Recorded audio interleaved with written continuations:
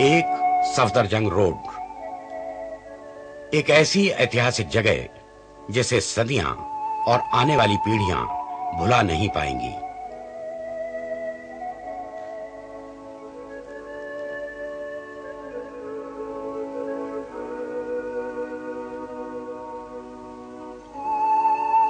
दिवंगत प्रधानमंत्री इंदिरा गांधी की यही वो कार्यस्थली है जहां उन्होंने बहुत से फैसले लिए और इस देश को आगे बढ़ाने के लिए काम किया, जिसके लिए वो लगातार जिंदा रही।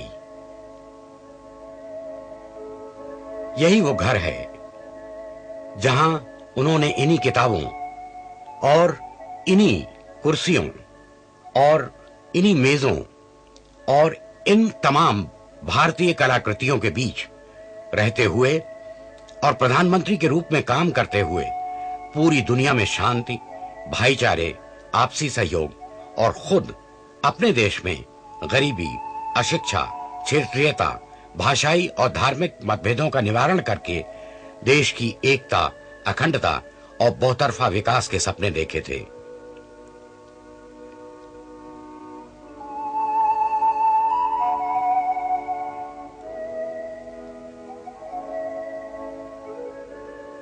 और देश की एकता और अखंडता के उन्हीं सपनों को उन्होंने यहीं इसी घर में सच्चाई में बदला था।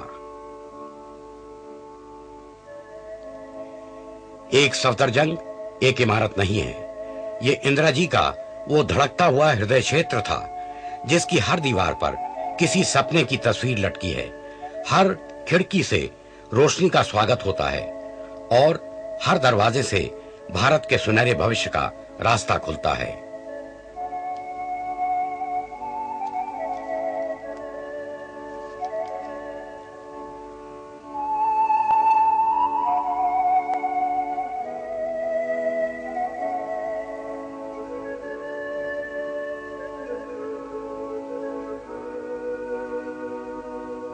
रात हो या निर्णय का कोई ऐतिहासिक क्षण, भयानक अंधेरों के दौरान भी सीधी सोच, सबके शुभ और राजनीतिक दृढ़ता की रोशनी यहां कभी मद्दिम नहीं पड़ती थी।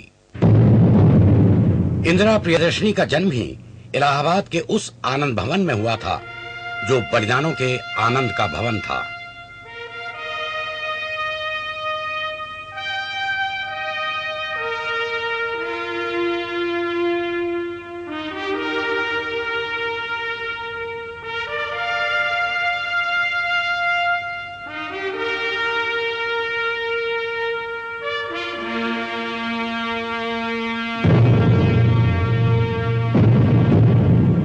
वह आनंद भवन जहां से इंदिरा गांधी के पुरखों ने स्वतंत्रता की लड़ाई शुरू की थी और लड़ी थी।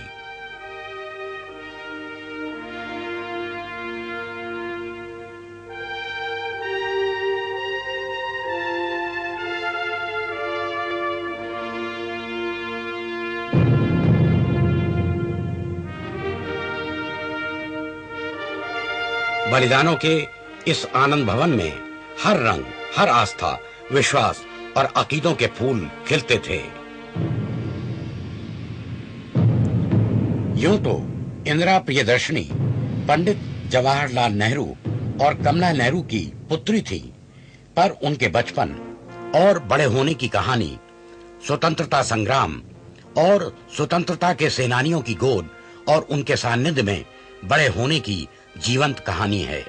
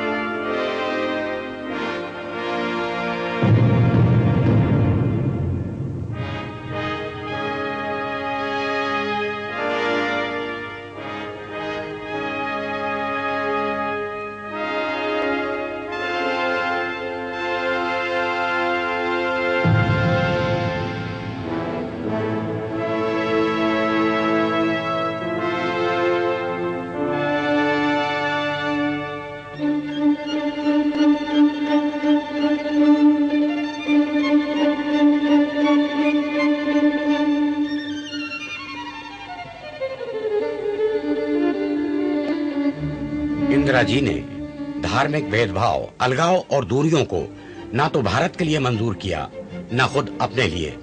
इसीलिए उन्होंने हिंदू, मुस्लिम, सिख, ईसाई, बौद्ध, पारसी का भेद भुलाकर अंतरजातीय विवाह किया।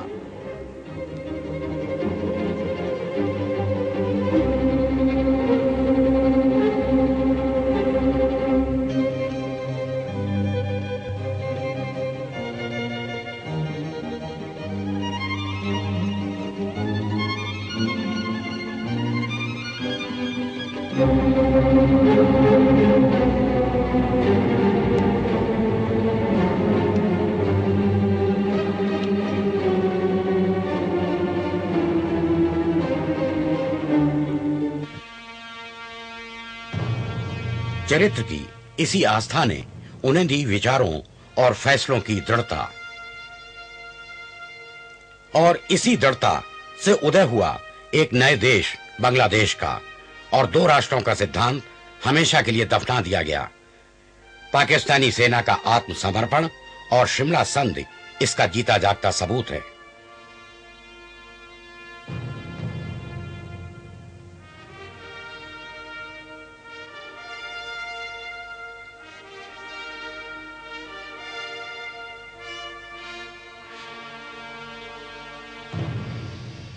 बलिदान भवन और शांति निकेतन की राष्ट्रीय भट्टी में तपी वही इंदिरा गांधी अपने देश की एक महान नेता और विश्व के फलक पर तीसरी दुनिया की शक्तिशाली नेता के रूप में उदित हुई। हमारी चारों तरफ बहुत बड़े बड़े वृक्ष हैं, उनको सैकड़ों बरस लगे बड़े होने में। अगर उस जमाने के लोग सोचते कि ये वृक्ष लगाने से क्या लाभ है, इसकी छां तो हमको मिलेगी नहीं, तो आज ये सुंदर वृक्ष उड़ीसा में या भारत के दूसरे भाग में नहीं होते। लेकिन उन्होंने लगाए क्योंकि उनको मालूम था भारत को तो सैकड़ों साल जीना है, इसलिए जो काम हम आज करेंगे वो इस प्रकार का होना चाहिए कि सैकड़ों हजारों बरस तक भारत को हम मजबूती दें। ये हमारा ध्येय आज होना चाहिए। भारत की मजबूती के लिए वे लगातार काम करती रहीं और बड़ी से बड़ी राष्ट्रीय और अंतर्राष्ट्रीय जिम्मेदारियों के बीच भी वे सारे जहां से अच्छा यानी सारे जहां से अच्छे अपने भारत को कभी नहीं भूली। धरती से अंतरिक्ष तक उनकी नजरें लगी रहीं।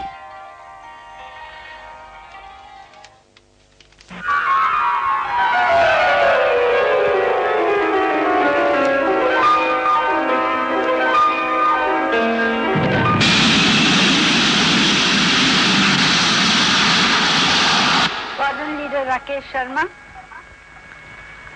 सारे राष्ट्र का ध्यान आपके तरफ है और हम सब आपको बधाई देते हैं। यह एक ऐतिहासिक कदम है। मेरी आशा है कि इससे हमारा देश अंतरिक्ष के प्रति जागरूक होगा और साथ ही हमारे युवकों को साहसिक कार्य करने की प्रेरणा मिलेगी। पहले तो मैं भारत के नागरिक होने के नाते आपको धन्यवाद देता हूँ और मेरे क्रू मेंबर्स भी मेरे साथ आपको धन्यवाद देते हैं आपकी बधाई के लिए। ऊपर से भारत कैसा दिखता है आपको? जी, मैं बगैर किसी झिझक के कह सकता हूँ कि सारे जहां से अच्छा।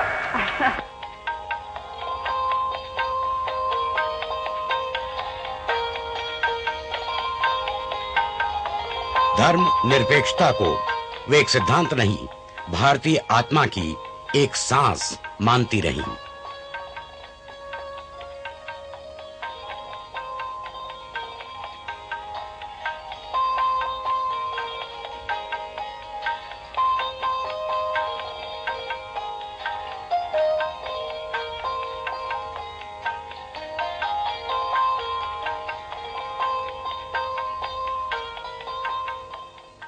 आज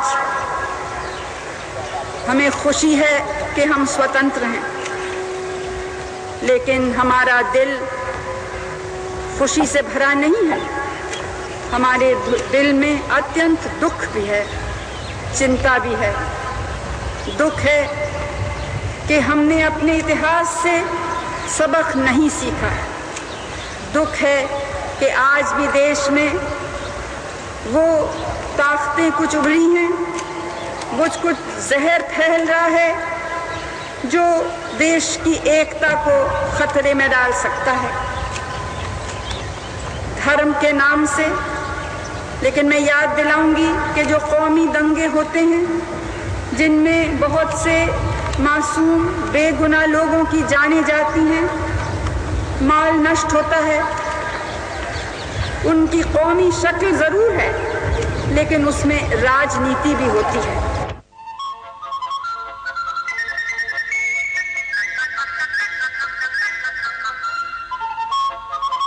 मैदान चाहे राजनीति का हो, रणनीति का हो या फिर खेलकूद का, इंदिरा जी ने कभी भी जातीय, भाषाई या धार्मिक भेदभाव को पनाह नहीं दी।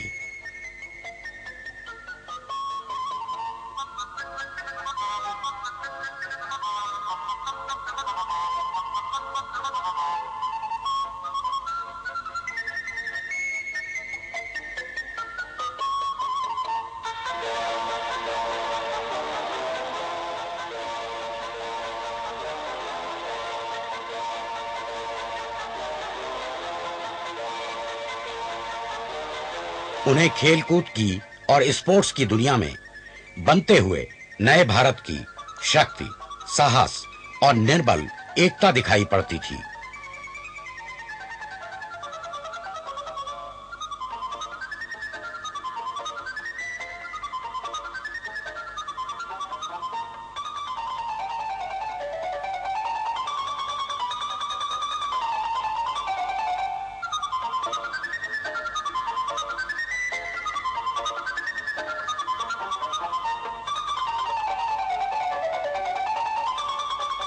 समता, समानता और भाईचारे की इस ज्योति का उन्होंने हमेशा स्वागत किया।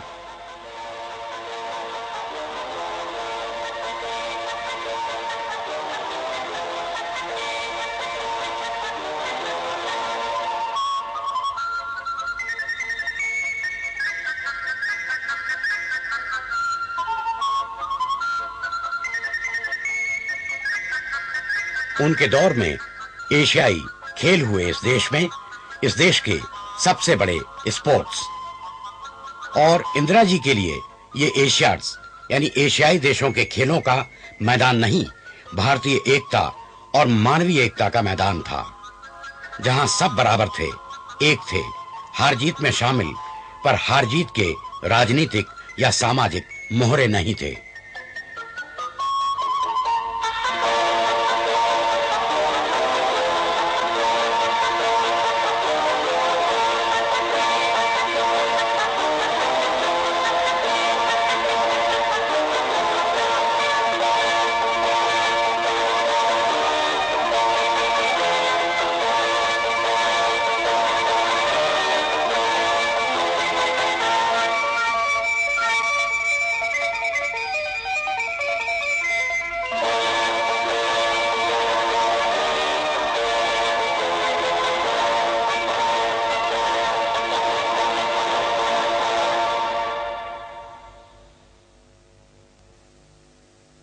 इंदिरा जी के लिए देश का हर क्षेत्र अपना था, वो चाहे पूर्वांचल हो, आंध्र, मध्य प्रदेश का आदिवासी इलाका हो या उड़ीसा।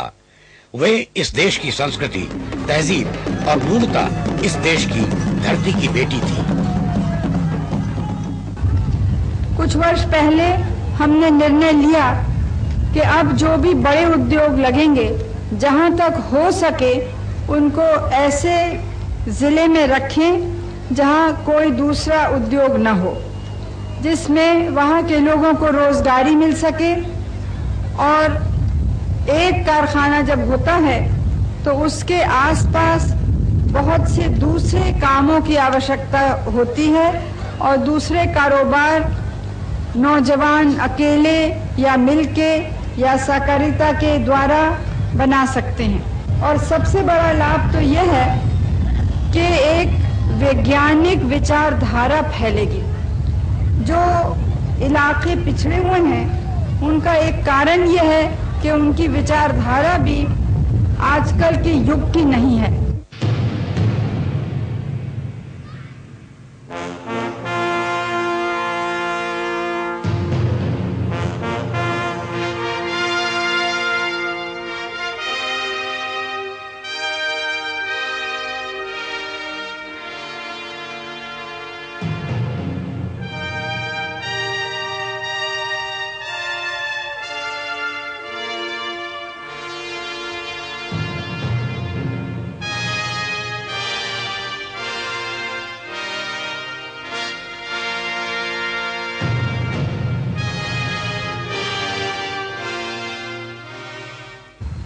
आप सबों को तो मालूम ही है कि किसी भी देश को अपनी सीमाओं को, अपनी स्वतंत्रता को सुरक्षित रखने के लिए कितना प्रयास करना होता है।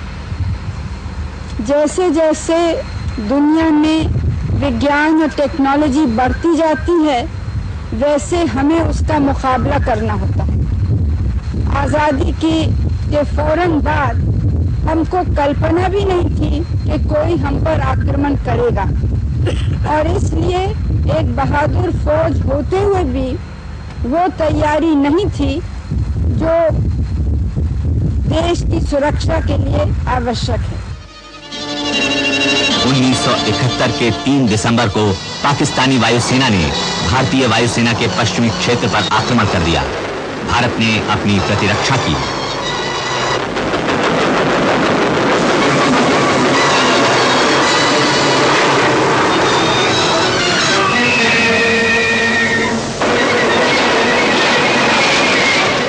भारतीय सेना ने मुक्ति वाहिनी को बांग्लादेश को आजादी दिलाने में अपना सहयोग दिया। 14 दिन के युद्ध का अंत 16 दिसंबर को हुआ, जब ढाका में आत्मसमर्पण के दस्तावेजों पर हस्ताक्षर हुए और एक नए राष्ट्र बांग्लादेश का जन्म हुआ।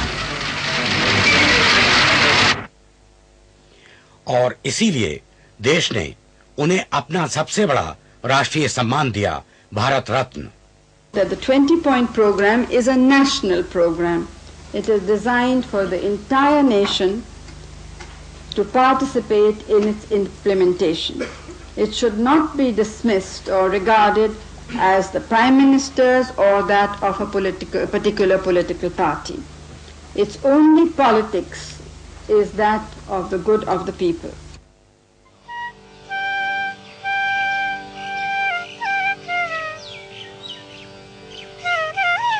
इंदिरा जी प्रियदर्शनी तो थी ही, पर वे उतनी ही शालीन, लोकप्रिय और जन जन की नेता भी थी, जो अपने देश के लिए विष भी पी सकती थी और जरूरत पड़े तो मुसीबतों का घड़ा खुद अपने सर पर उठा लेती थी।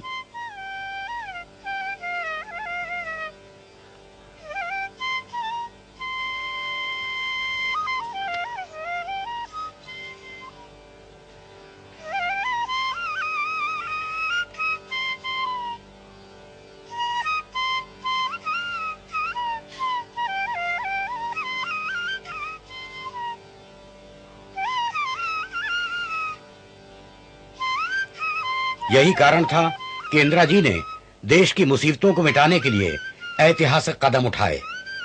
उन्होंने गरीबी उन्मूलन और चौतरफा विकास के लिए देश को 20 सूत्रीय कार्यक्रम दिया।